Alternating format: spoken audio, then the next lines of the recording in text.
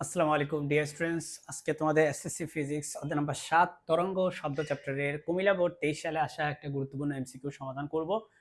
প্রশ্নটা তোমরা দেখতে পাচ্ছ, তরঙ্গটির পর্যায়কাল কত। এখানে হচ্ছে দুইটা এমসিকিউ আছে, আমরা দুইটাই সমাধান করব।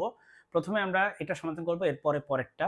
তুমি দেখতে পাচ্ছ এখানে বলছে তরঙ্গটির পর্যায়কাল কত। দেখো একটা তরঙ্গ দেওয়া আছে তোমাকে এবং সেখানে কম্পাঙ্ক দিয়ে দিছে। সো কম্পাঙ্ক থাকলে পর্যায়কাল বের করা খুবই সোজা। পর্যায়কাল টি ইকুয়াল টু হচ্ছে 1/f।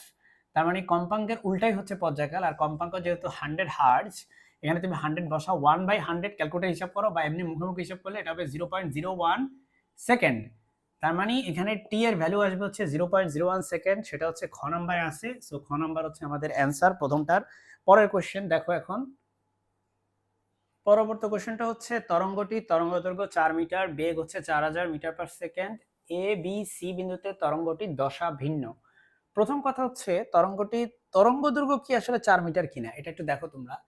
এখানে আমরা একটু খেয়াল করো, এখানে আছে হচ্ছে এখান থেকে এই পর্যন্ত একটা তরঙ্গ, আর এখান থেকে এই পর্যন্ত আরেকটা তরঙ্গ দৈর্ঘ্য।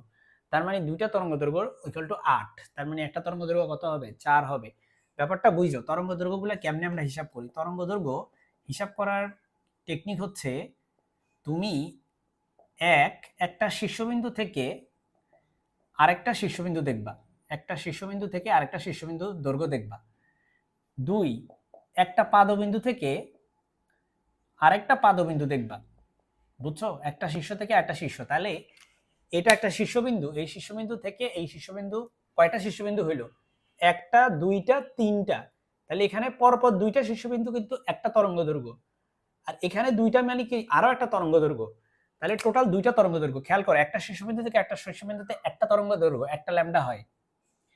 আর এর এখান থেকে এখানে আরো একটা ল্যামডা, তাহলে দুইটা ল্যামডা ইকুয়াল টু হচ্ছে 8। তাহলে একটা ল্যামডা ইকুয়াল টু কত হবে বলো?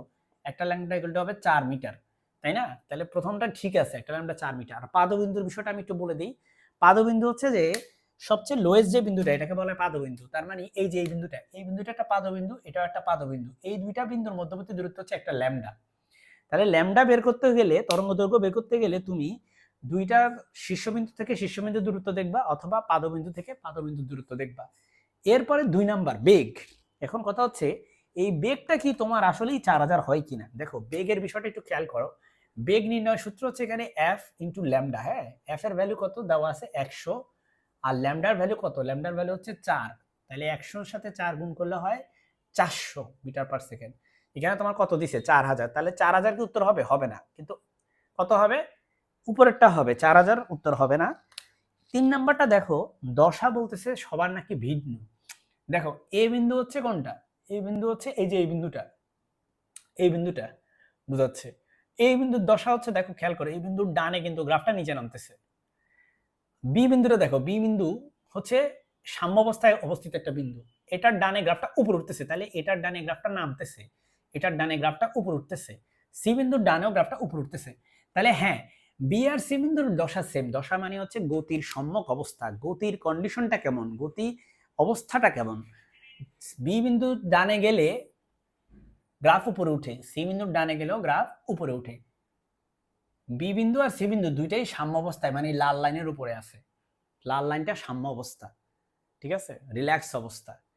তার মানে ওরা হচ্ছে সমদশায় আছে। আবারও বলি, দুইজনই লাল লাইনের উপরে আছে, বি আর সি, এবং দুইজনেরই ডানে কিন্তু গ্রাফ উপরের দিকে উঠে, বা বামে তাকাও, দুইজনেরই বামে গ্রাফটা নিচে নামে। তাহলে ওদের কি দশা সেম।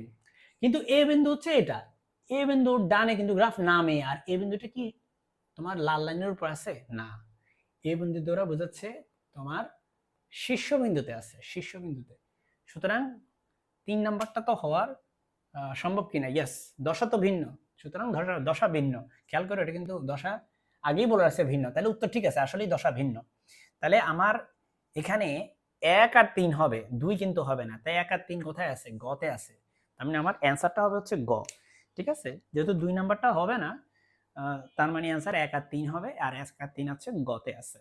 তো আশা করি তুমি এই ভিডিওটা বুঝতে পারছো। চ্যানেলটা সাবস্ক্রাইব করে রাখতে পারো, কারণ তোমাদের SSC physics, chemistry, math, higher math এগুলোর আমি ধারাবাহিকভাবে ভিডিও দিয়ে যাচ্ছি। আশা করি তুমি উপকৃত হবে। আসসালামু আলাইকুম।